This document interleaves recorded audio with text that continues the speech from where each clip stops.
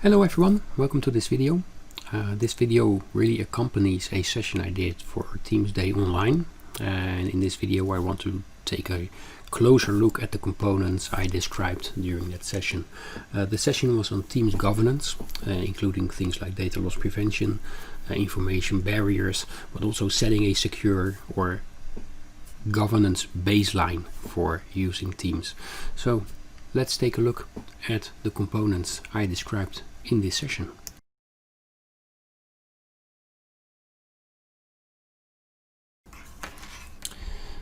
Another part of your governance strategy is how to handle your information governance and information protection within Microsoft Teams. And for this I'm going to show you some things regarding data loss prevention, EDiscovery, but also information protection from the Teams client. One of the first things to show you is, for example, an EDiscovery. Let's say we have credit card information within our environment and we basically want to see if there's any conversations going on and we want to perhaps put a hold on that information. So let's take a look. I'll just open this case over here, which is from the Compliance Center, of course, EDiscovery. And an EDiscovery case, as you might know, contains things like holds, exports, and also search functionality. So, this is case. It's opened. I'll just go to searches because I want to show you this is a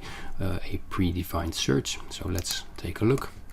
And you'll see what kind of information it's going to look for, and I'll just say few results. So let's take a look at how that's going to work.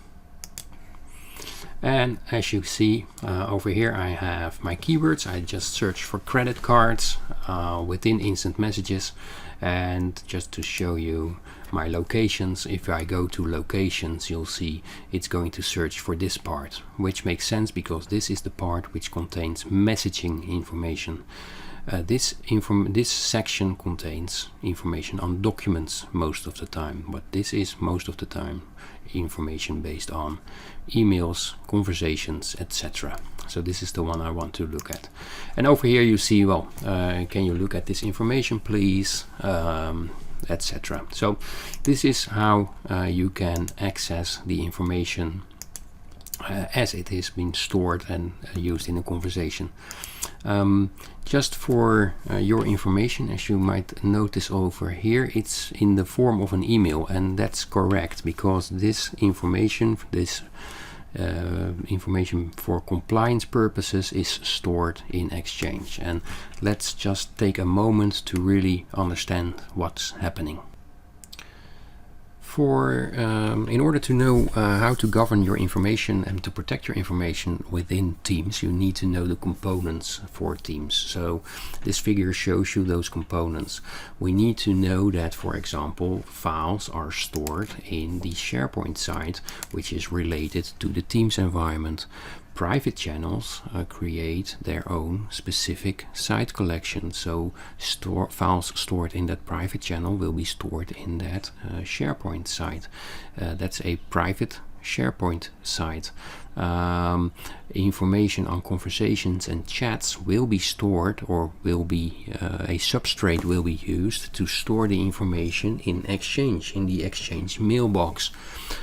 For your information, that the information is stored inside of conversation history folder, and it uses two hidden folders. First is Teams chat, the other is the substrates folder.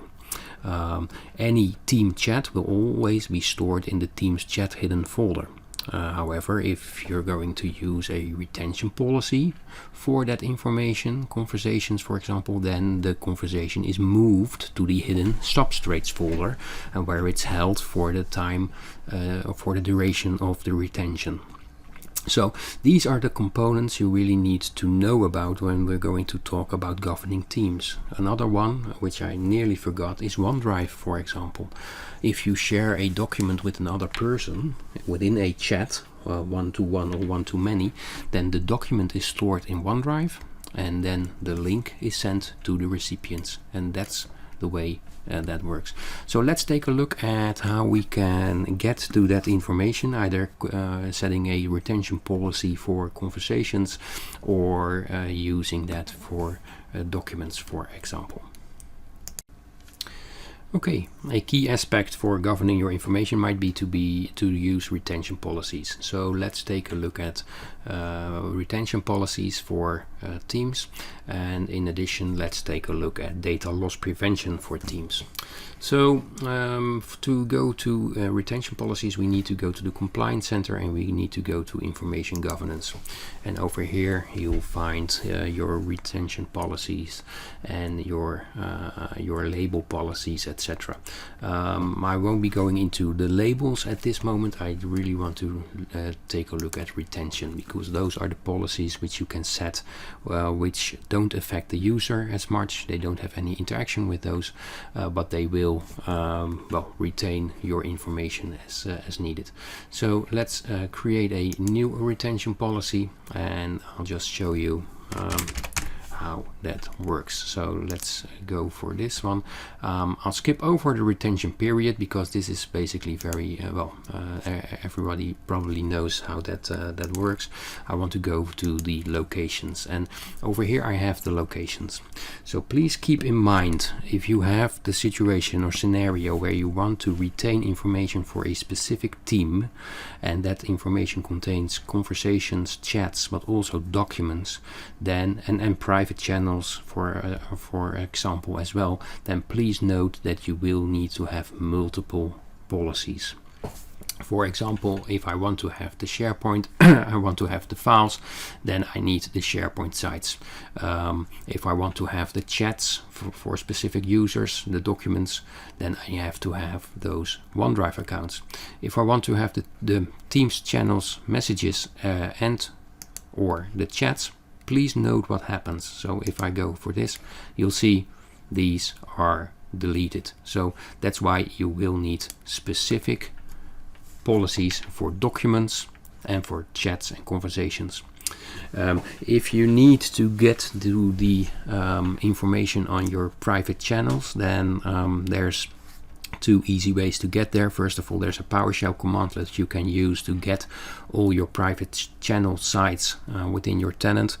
But there's a really easy way to get to your private channel, because the URL of a private channel site is basically the original URL of the site with the name of the private channel attached.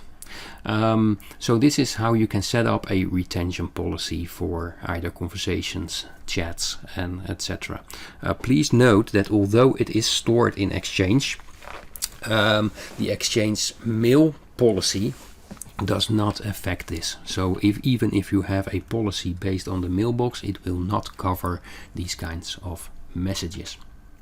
Okay, so this is one of the things to really govern your information in Teams. Another one is to protect it using data loss prevention, for example. And let me just show you how that works for Teams. It's really easy, and in a couple of minutes I'll show you what it's like for a user to experience. So let's say I want to have financial information. Let's say I want French financial information.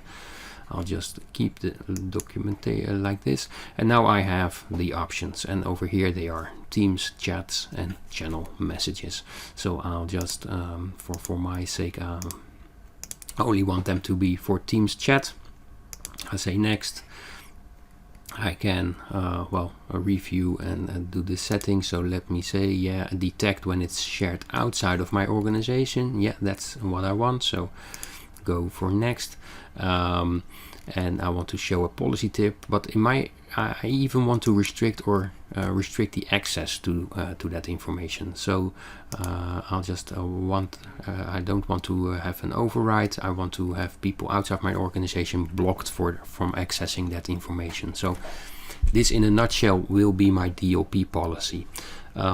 But I already have one of those. So let's take a look at how that looks from a user's perspective. So let's go to, for example, over here. And you already see what's happening over here. I already tried this some time ago. So let's see if it still works. Let's say I start a new conversation. This is a team, by the way, which has a guest, so it has external members, so I'll just try again.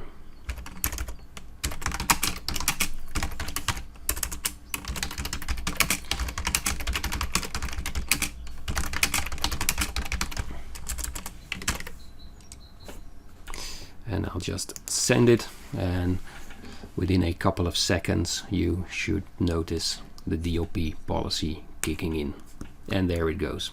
So the message was blocked.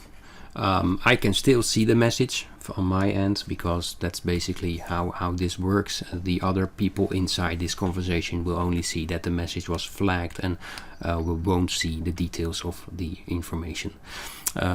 If I have even more stricter governance rules, I can even now send an email automatically to an admin that someone is trying to share information.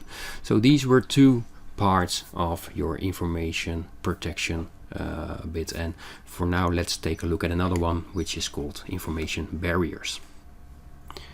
Thank you for your attention for this video. Here are some links which might help you take your first steps for really doing your team's governance, and I hope you will be visiting my site again. Thank you.